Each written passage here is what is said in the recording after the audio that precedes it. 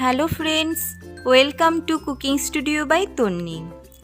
আজকে আপনাদের জন্য আরেকটি মজাদার ও অত্যন্ত সুস্বাদু রান্নার রেসিপি নিয়ে চলে এসেছি। আজকে আপনাদের দেখাবো কিভাবে সম্পূর্ণ নিরামিষভাবে কচুর শাক রান্না করা যায়। কচুর শাক আমিষভাবেও রান্না করা যায়, ইলিশ মাছের মাথা কিংবা চিংড়ি মাছ দিয়েও রান্না করা যায়। তবে আমি আজকে যেভাবে রান্না করে দেখাবো সেভাবে আপনারা রান্না করে দেখবেন, হাত চেটে পুটে খাবেন। চলুন রেসিপিটি দেখে নিই। আর হ্যাঁ, রেসিপিটি ভালো লাগলে লাইক দিন, শেয়ার করুন এবং চ্যানেলটি সাবস্ক্রাইব করে পাশে থাকুন। প্রথমেই আমি একটি প্যানে কচু শাকগুলো দিয়ে দিচ্ছি।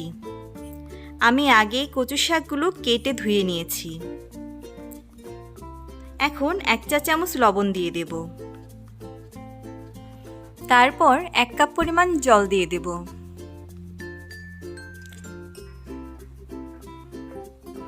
এবার নেড়ে লবণটা মিশিয়ে নেব।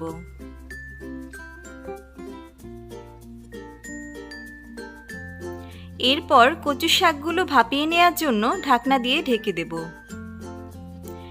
5-7 মিনিট পরেই ঢাকনা খুলে দেব। কচু শাকগুলো নরম হয়ে গেছে।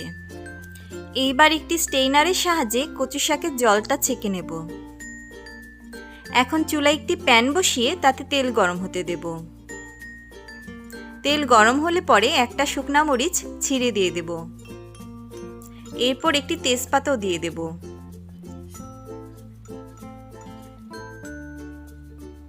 এরপর সামান্য 5 ফোড়ন দিয়ে দেব।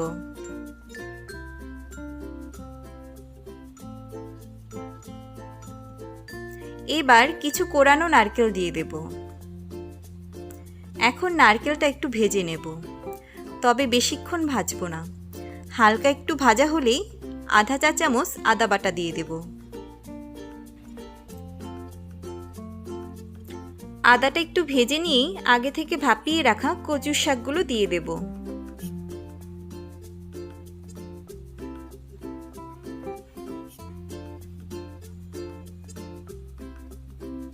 এখন আধা চা চামচ লবণ দিয়ে দিলাম। যেহেতু শাকগুলো ভাপানোর সময় লবণ দিয়ে দিয়েছিলাম, তাই এখন পরিমাণ মতো লবণ দিয়ে দিলাম। এরপর একে একে আধা চা চামচ হলুদের গুঁড়া, 1 চা চামচ জিরার গুঁড়া, 3টা চেরা কাঁচামরিচ দিয়ে দেব। এবার নেড়েচেড়ে মশলাগুলো মিশিয়ে নেব। এখন সামান্য চিনি দিয়ে দেব।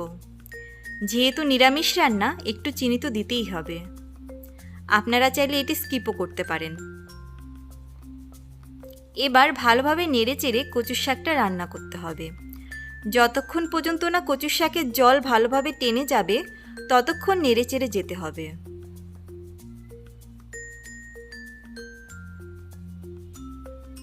এবার আরও একটু কোরানো নারকেল দিয়ে দিলাম। কচু শাকের সাথে নারকেলগুলো ভালোভাবে মিশিয়ে আরও কিছুক্ষণ রান্না করে নেব। দেখুন, কচু শাকটা প্যান থেকে উঠে উঠে আসছে, তার মানে জলটা টেনে গেছে। জল যদি থাকে তাহলে ওই কচু শাক খেলে গলা ধরবে।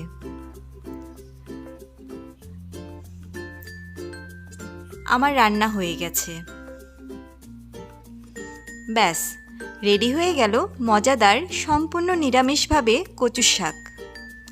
আপনারাও এভাবে রান্না করে আমাকে জানাবেন খেতে কেমন হয়েছে। ভিডিওটি ভালো লাগলে লাইক দিন, শেয়ার করুন এবং চ্যানেলটি সাবস্ক্রাইব করুন।